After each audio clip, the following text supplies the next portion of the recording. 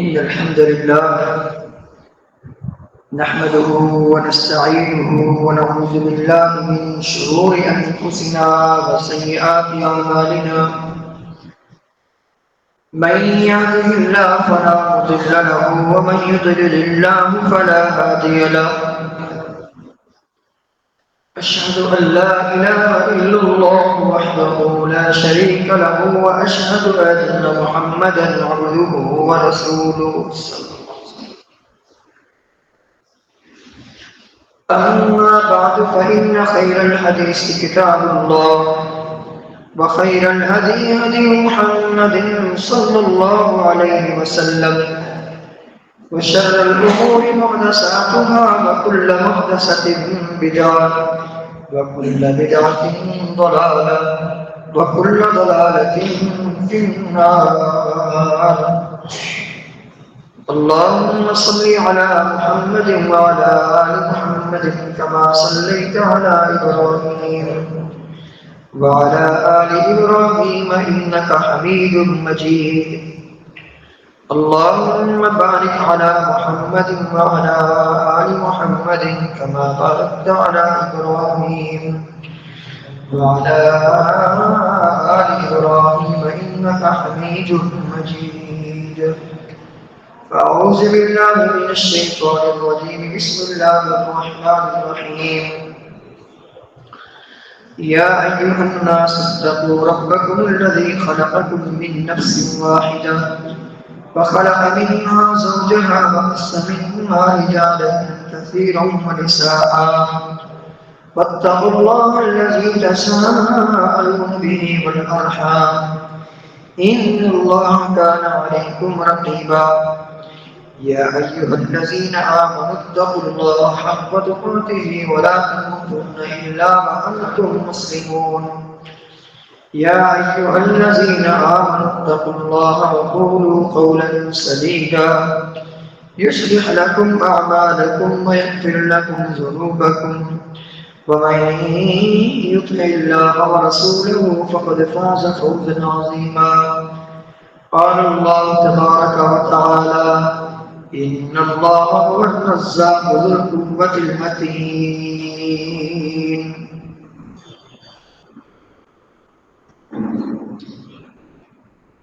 اللہ تعالیٰ نے جتنی بھی مخلوقات پیدا فرمائی ہیں ان تمام مخلوقات کے رزق کا اللہ تعالیٰ نے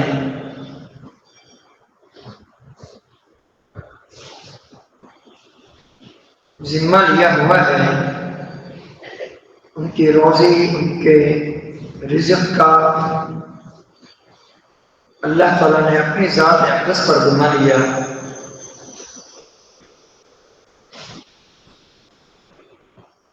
جب انسان مادر رحم میں 4 مہینوں کا ہو جاتا ہے، ابھی انسان دنیا میں آیا نہیں، ابھی اس میں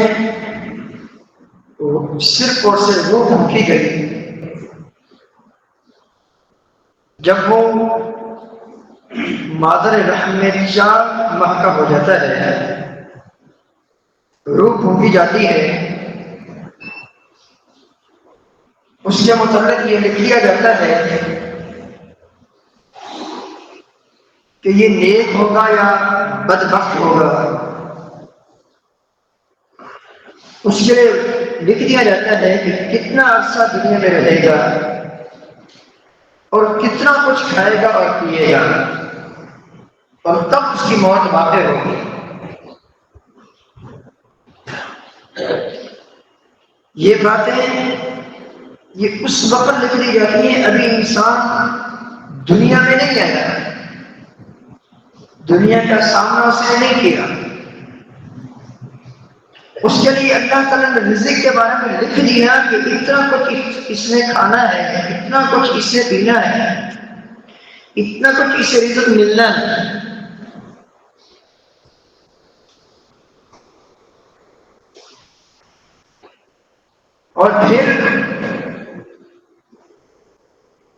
جو بھی مخلوقات دنیا میں رہنے سہنے والی ہیں، بسنے والی ہیں، جتنی مخلوقات آباد ہیں،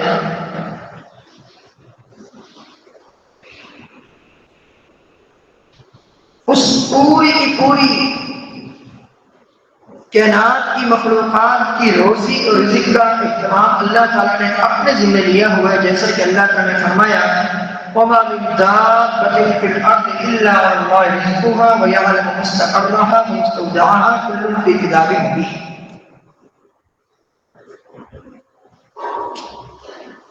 زمین کی پشت پر جتنی بھی چلنے والی مخلوقات ہیں، فرمایا اس کا رزق صرف اور صرف اللہ کے لیے ہے، اور بسمات بظاہر کوئی امکان رزق وہاں تک رزق کے پہنچنے کے امکان نہیں ہوتا، لیکن اللہ تعالیٰ پہنچاتا ہے۔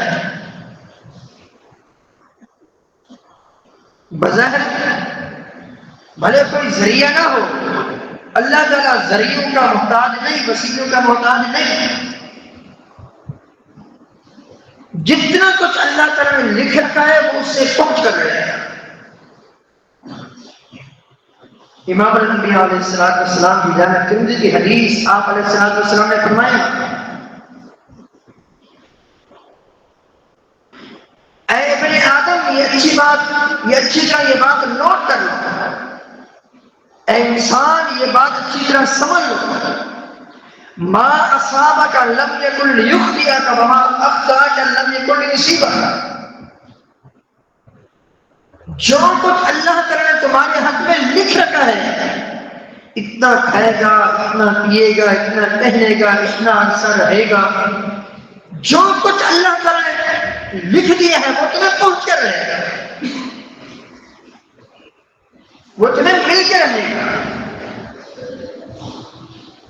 اور وما اخطأک لم یکن لیصیبک، جو چیز تمہیں ملنے والی نہیں ہے تم اس کے حصول کے لیے پوری زندگی کھپا دو، وہ چیز نہیں ملے گی۔ وما اخطأک لم یکن لیصیبک۔ ان اللہ هو الرزاق ذو القوة المتین۔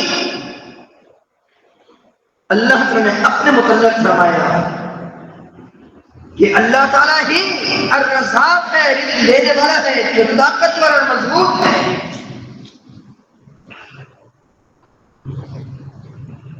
فرمایا وَفَأَيٍّ مِّن دَابَّةٍ لَّا تَحْمِلُ رِزْقَهَا اللَّهُ يَرْزُقُهَا وَإِيَّاكُمْ وَهُوَ السَّمِيعُ الْعَلِيمُ۔ اس زمین پر چلنے والی جتنی مخلوقات ایسی ہیں لا تحمل رزقها، جو اپنا رزق نہیں اٹھا سکتے، ان کے پاس اتنی طاقت نہیں، اس قدر وہ کمزور مخلوقات ہیں، وہ اپنا رزق اٹھا نہیں سکتے، لیکن اللہ یرزقها وإیاکم، وہی اللہ انہیں کو بھی رزق دیتا ہے، تمہیں بھی وہی دیتا ہے۔ وہ سننے والا ہے، وہ جاننے والا ہے، وہ جانتا ہے کون کہاں رہتا ہے، کون کدھر رہتا ہے، کس کو کتنے رزق کی ضرورت ہے، وہ تمہاری دعاؤں کو سننے والا ہے، قبول کرنے والا ہے۔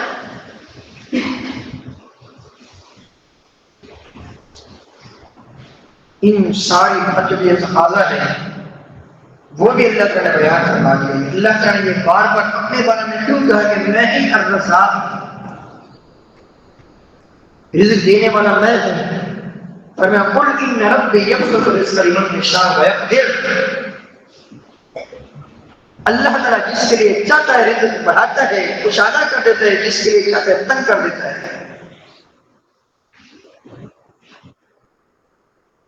بڑھاتا کیوں ہے، تنگ کیوں کرتا ہے، اس کی حکمت بھی اس نے بتا دی۔ رزق بہت زیادہ بڑھ کیوں نہیں جاتا، پھیل کیوں نہیں جاتا، اس کی بھی وجہ بتا دی۔ فرمایا وَلَوْ بَسَطَ اللَّهُ الرِّزْقَ لِعِبَادِهِ لَبَغَوْا فِي الْأَرْضِ وَلَٰكِن يُنَزِّلُ بِقَدْرِ مَا يَشَاءُ۔ اگر اللہ تعالیٰ رزق کی فراوانی کر دیتا، رزق کو بہت زیادہ پھیلا دیتا، لَبَغَوْا فِي الْأَرْضِ، دنیا والے زمین پر سرکش ہو جاتے، لیکن اللہ تعالیٰ جتنی مقدار میں چاہتا ہے اتنا رزق اللہ تعالیٰ نازل فرماتا ہے۔ اللہ تعالیٰ بندوں کے بارے میں بخوبی خبر رکھنے والا ہے کہ ان کو کتنا رزق دوں گا تو بغاوت سے وہ بچے رہیں گے، بغاوت نہیں کریں گے، باغی نہیں بنیں گے۔ وَلَكِنْ يُنَزِّلُ بِقَدْرِ مَا يَشَاءُ إِنَّهُ بِعِبَادِهِ خَبِيرٌ بَصِيرٌ۔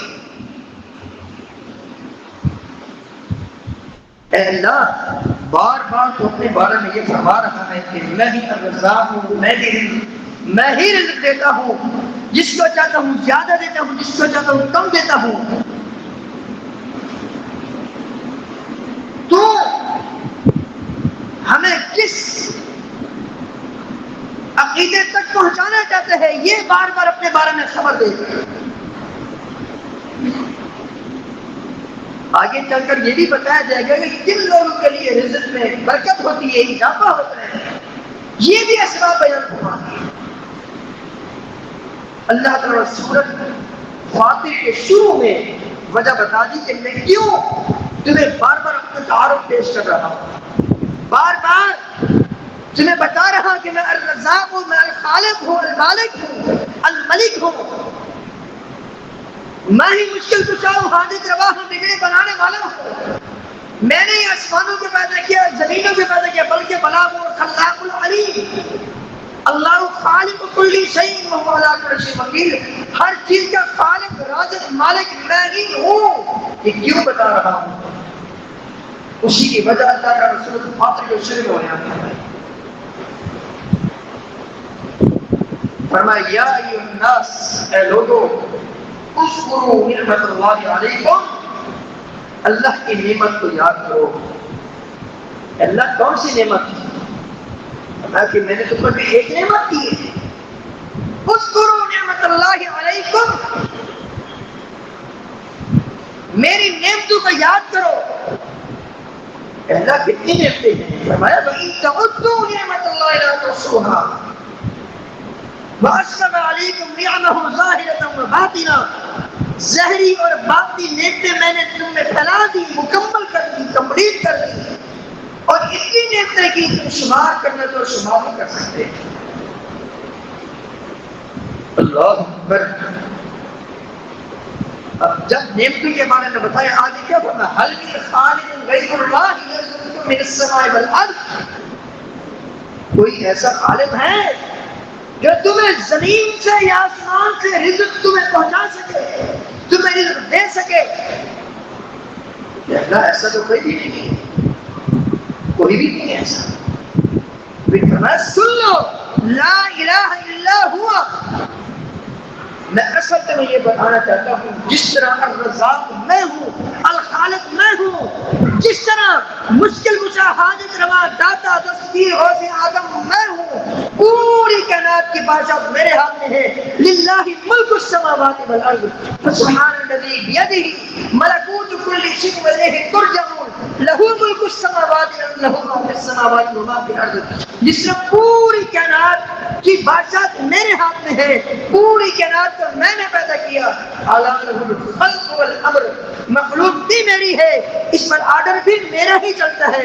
رسول اللہ الہ الا ہوا، میرے علاوہ کوئی معبود حق نہیں۔ اصل تو میں یہاں تک پہنچانا چاہتا ہوں، جب تمہیں پیدا میں نے کیا اور تمہاری جو زندگی میں نے تمہیں دینی تھی وہ میں نے پہلے لکھوا دی۔ تمہارے دنیا میں آنے سے 4-5 ماہ پہلے ابھی تم مادر رحم میں 4 ماہ کے تھے، میں نے جو تمہیں زندگی دینی تھی وہ لکھوا دی، جتنا رزق دینا تھا وہ لکھوا دیا۔ تم نے آگے چل کر نہ شکری کرنی ہے کہ بدبخت بننا ہے، شکر گزار بن کر خوش نصیب بننا ہے، وہ بھی میں نے لکھوا دیا۔ اور کتنا عرصہ رہنا ہے، کب تک رہنا ہے، میں نے وہ سب تمہارا میں نے لکھوا دیا ہے۔ یہ ایسا کیوں کیا؟ یہاں تک پہنچانے کے لیے تاکہ تمہارے دل و دماغ میں یہ بات بیٹھ جائے جیسے اس پوری کائنات کا کنٹرول میرے پاس ہے، پھر میں ہی الہ ہوں، میں ہی معبود ہوں، سجدے بھی مجھے ہی کرو، رکوع ہی میرے لیے ہی کرو، جو بھی خرچ کرو میری رضا کے لیے خرچ کرو۔ پوری عبادات، جتنی بھی عبادات ہیں، وہ قولی عبادات ہیں، وہ فعلی عبادات ہیں، وہ مالی ہیں، وہ بدنی ہیں، جو بھی عبادت ہے وہ بھی میرے لیے ہی کرو۔ قل ان صلاتی و نسکی و محیای و مماتی للہ رب العالمین لا شریک لہ وبذلک امرت۔ اللہ تعالیٰ یہاں تک پہنچانا چاہتا ہے۔ مکہ کے مشرکوں سے پوچھا گیا قل من یرزقکم من السماء والارض، ذرا یہ تو بتاؤ اے لاکھ منات عزا کے پجاریوں، اے 360 بتوں کی پوجا کرنے والا، ہر روز ایک کو سلام، کل دوسرے کو، پرسوں تیسرے کو، ہر ایک دن کے لیے الگ معبود مقرر کیے ہوئے تھے، یہ تو بتاؤ من یرزقکم من السماء والارض، ان میں سے کوئی ایسا ہے جو تمہیں رزق دے سکتا ہو؟ کون ہے جو آسمان زمین سے تمہیں رزق دیتا ہے؟ امن یملک السمع والابصار، کون ہے جو قوت سماعت کا مالک ہو، جو قوت بصارت کے مالک ہو؟ ومن یخرج الحی من المیت ومن یخرج المیت من الحی ومن یدبر الامر فسیقولون اللہ، کون ہے جو زندہ کو مردہ سے، مردہ کو زندہ سے نکالتے ہیں؟ وَمَن يُدَبِّرُ الْأَمْرَ، کون ہے جو پوری کائنات کے معاملات کو چلا رہا ہے؟ کبھی سردی، کبھی گرمی، کبھی خزاں، کبھی بہار، کبھی دن چھوٹا، کبھی رات بڑی، کبھی رات چھوٹی دن چھوٹا، کبھی چیزیں مہنگی، کبھی سستی، کوئی غریب، کوئی امیر، کوئی قلات، کوئی محتاج، کوئی سرمایہ کار، کوئی گورا، کوئی کالا، کوئی کس طرح کا، کوئی کس طرح کا، کوئی دنیا میں آ رہا ہے، کوئی دنیا سے جا رہا ہے، کوئی غریب ہو رہا ہے، کسی کا کاروبار عروج پر جا رہا ہے، کسی کا کاروبار ٹھپ ہو رہا ہے، یہ سارے معاملات چلانے والا کون ہے؟ فَسَيَقُولُونَ اللَّهُ، وہ کہیں گے اللہ ہی ہے۔ یہ ان کے آگے کیوں؟ کبھی لاہور والے کو سلام، کبھی کراچی والے کو، کبھی سیون والے کو سلام، کیوں؟ کس لیے؟ ہاؤلا شفاؤنا عند اللہ، یہ کس کا عقیدہ ہے؟ ابو جہل کا عقیدہ ہے۔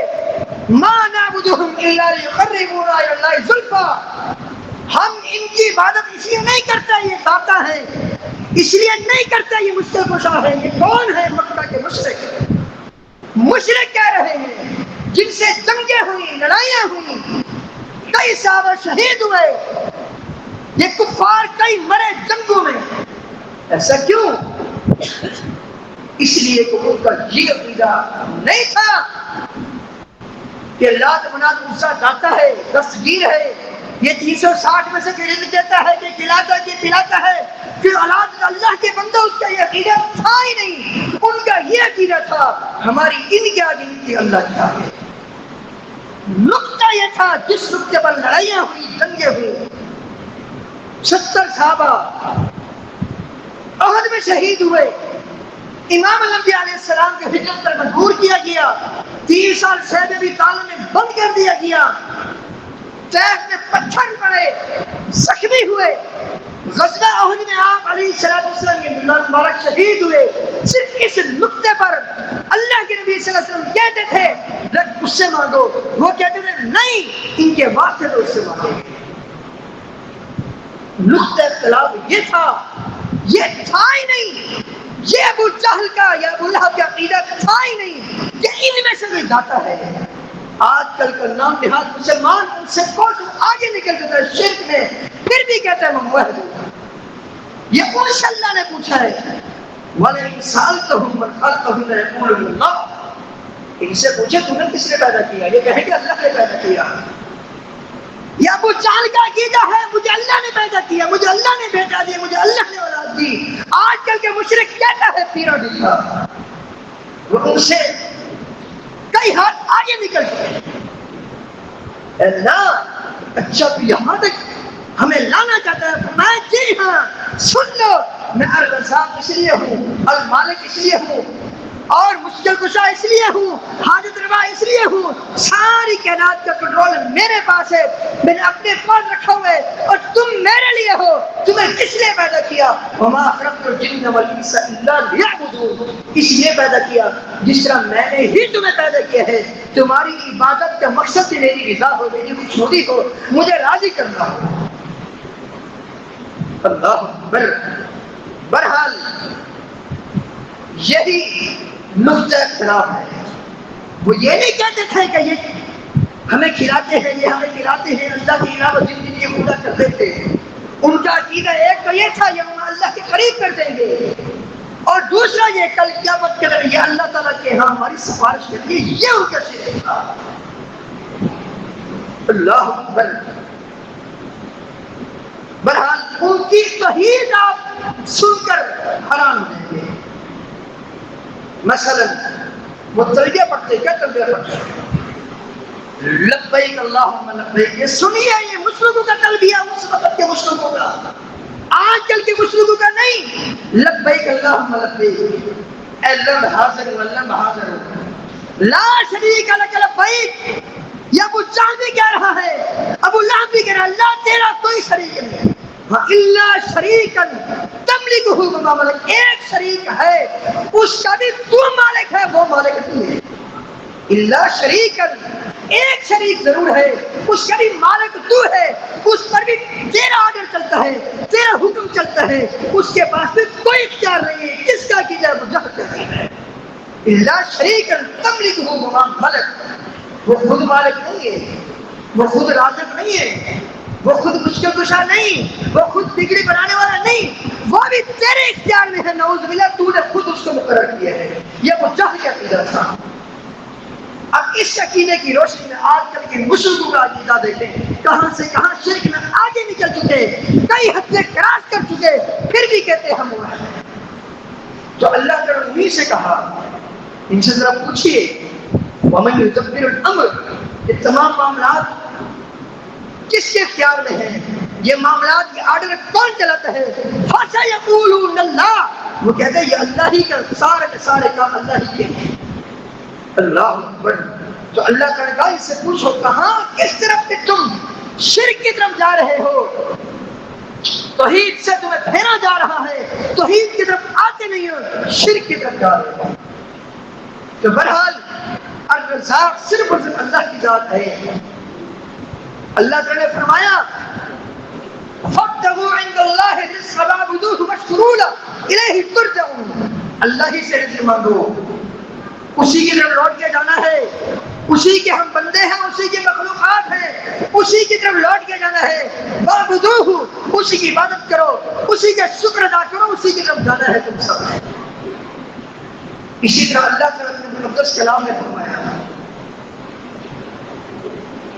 فرمایا، یہ مکہ کے مشرکوں کے حوالے سے کہا، لا تقتلوا اولادکم خشیۃ املاق، تم اپنی اولاد کو قتل نہیں کرو فقر و فاقے کے ڈر سے۔ کیوں؟ نحن نرزقکم وإیاکم، انہیں بھی ہم رزق دینے والے ہیں، تمہارے رزق کے مالک بھی ہم ہیں، ہم ہی تمہیں بھی کھلا رہے ہیں جس طرح ان کو بھی کھلائیں گے، تم نے پریشان نہیں ہونا۔ وہ فقر و فاقے کے ڈر سے اپنے بچوں کو قتل کر دیا کرتے تھے، اپنی بیٹی کو زندہ دفن کر دیا کرتے تھے۔ آر سے بچنے کے لیے اللہ تعالیٰ نے فرمایا اپنی اولاد کو قتل نہیں کرو، ہم جس طرح تمہیں رزق دے رہے ہیں ان کو بھی رزق ہم نے ہی دینا ہے۔ اب آئیے ان اسباب کی طرف جن کے اختیار کرنے کی بدولت اللہ تعالیٰ رزق میں برکت فرماتا ہے۔ سب سے پہلی چیز اپنے رب پر توکل کیجیے، اپنے رب پر بھروسہ کیجیے۔ نبی کریم صلی اللہ علیہ وسلم فرمایا لو انکم توکلون علی اللہ حق توکلہ لترزقون کما یرزق الطیور تغدو خماسا وتروح بطانا، اگر تم اللہ تعالیٰ پر جس طرح بھروسہ کرنے کا حق ہے اسی طرح بھروسہ کر لو، یقیناً اللہ تعالیٰ تمہیں ایسے رزق عطا فرمائے گا جیسے پرندوں کو رزق دیتا ہے جو صبح اپنے گھونسلوں سے خالی پیٹ نکلتے ہیں اور شام کو اپنے پیٹ بھر کر واپس آتے ہیں۔ دوسری وجہ اللہ کا ڈر، اللہ کا خوف۔ فرمایا من یتق اللہ یجعل لہ مخرجا، جو اپنے رب سے ڈر گیا، خلوت میں جلوت میں ڈرنے کا معنی کیا ہے؟ فرائض و واجبات کی پابندی کرنا، خلوت و جلوت میں گناہ سے بچنا، جو چیزیں اللہ نے فرض کی ہیں ان کو اسی طرح ماننا، قبول کرنا، ان کو اختیار کرنا، ان فرائض کی پابندی کرنا۔ جن چیزوں سے روکا ہے، شرک ہے، کفر ہے، ضلالت ہے، گمراہی ہے، نافرمانیاں ہیں، معصیات کے کام ہیں، ان سب سے بچنا یہ تقویٰ ہے۔ فرمایا جو اللہ سے ڈر گیا کہ اللہ کو مخرجا، اللہ تعالیٰ اس کے لیے تنگی سے نکلنے کی راہ اس سے مہیا فرمائے گا، تنگی سے نکال دے گا۔ وَيَرْزُقُ مِنْ حَيْثُ لَا يَحْتَسِبُ، اور ایسی جگہ سے اس کے لیے رزق کا اہتمام فرمائے گا جہاں سے اس کے بعد وہ گمان بھی نہیں ہوگا۔ تیسری چیز جس کی بدولت اللہ تعالیٰ کی طرف سے رزق میں اضافہ ہوتا ہے، برکت ہوتی ہے، وہ ہے استغفار کرنا، معافی مانگنا، سچی توبہ کرنا۔ صرف نوح اللہ تعالیٰ نے فرمایا، نوح علیہ السلام کی دعوت کا تذکرہ فرماتے ہوئے فَقُلْتُ اسْتَغْفِرُوا رَبَّكُمْ إِنَّهُ كَانَ غَفَّارًا، اے اللہ میں نے اپنی امت کے لوگوں سے کہا اپنے رب سے بخشش مانگو، وہ بخشنے والا ہے، وہ مہربان ہے۔ فائدہ کیا ہوگا اگر شرک کو چھوڑو گے، شرک سے طیب ہو جاؤ گے، گناہوں سے طیب ہو جاؤ گے، سچی توبہ کر کے استغفار کرو گے، فائدہ کیا ہوگا؟ يُرْسِلِ السَّمَاءَ عَلَيْكُمْ مِدْرَارًا وَيُمْدِدْكُم بِأَمْوَالٍ وَبَنِينَ وَيَجْعَل لَّكُمْ جَنَّاتٍ وَيَجْعَل لَّكُمْ أَنْهَارًا۔ اللہ تعالیٰ تمہیں برکتوں والی، رحمتوں والی بارش عطا فرمائے گا جس سے خوش سالی ختم ہوگی، خوشحالی آئے گی، رزق کی فراوانی ہوگی، باغات دے گا، نہریں دے گا، اولاد کی نعمت سے نوازے گا۔ حسن بصری رحمہ اللہ کے پاس چار لوگ آئے، چار آدمی آئے، چاروں نے آ کر الگ الگ اپنا مدعا بیان کیا۔ ایک نے کہا رزق میں تنگی ہے، دعا کیجیے، کہا استغفار کرو۔ دوسرے نے کہا اولاد نہیں ہو رہی، کہا جو دعا کرو۔ اور تیسرے نے کہا بڑی قحط سالی ہے، آپ کوئی دعا بتائیے، کہا جاؤ استغفار کرو۔ اور چوتھے نے کہا میرے پاس باغات وغیرہ کچھ بھی نہیں ہے، بڑی پریشانی سے دن گزر رہے ہیں، بہت زیادہ پریشان ہو، کاروبار نہیں لگ رہا وغیرہ وغیرہ، کہا جاؤ استغفار کرو۔ پوچھنے والے نے پوچھا آپ نے چاروں کو ایک ہی نسخہ بتایا، کہ یہ نسخہ میں نے نہیں بتایا، اللہ نے بتایا، استغفار کرو گے جو بھی پریشانی ہے اللہ تعالیٰ دور فرمائے۔ اور اسی طرح ایک اور چیز، اگر یہ چاہتے ہو اللہ تعالیٰ رزق میں برکت دے، جو عبادت کا وقت ہے، جو اللہ نے عبادت کا وقت دیا ہے، جو اللہ تعالیٰ کی خاص مہربانی سے عبادت کا وقت ہمیں مہیا کیا گیا، وہ پورا وقت اللہ کی عبادت کرو۔ مثلا مثال دیتا ہوں، جمعہ کا وقت ہے، 12:50 پر مسجد میں آنا ضروری ہے، یہ عبادت کا وقت ہے۔ ایک مثال دے رہا ہوں، یہ عبادت کے وقت ہے، اس وقت میں اللہ کی عبادت کریں، یہ وقت اللہ کی عبادت کے لیے وقت کریں، فائدہ کیا ہوگا؟ اللہ کا وعدہ ہے، اللہ نے فرمایا میں تیرا فقر و فاقہ ختم کر دوں گا اور تجھے تیرے رزق میں اضافہ فرماؤں گا۔ اللہ تعالیٰ سے دعا ہے جو بھی رزق کے اسباب ہیں انہیں ہمیں اختیار کرنے کی توفیق عطا فرمائے، اور اس کے ساتھ ساتھ اللہ تعالیٰ سے کثرت سے دعا کریں، اے اللہ تو اپنی خاص مہربانی سے، مہنگائی کا دور ہے، بڑی پریشانی ہے، اے اللہ ہماری مدد فرما، نصرت فرما، مہربانی فرما، ہماری عمروں میں، ہمارے رزقوں میں برکت فرما۔ استغفر اللہ لی و لکم ولسائر المسلمین۔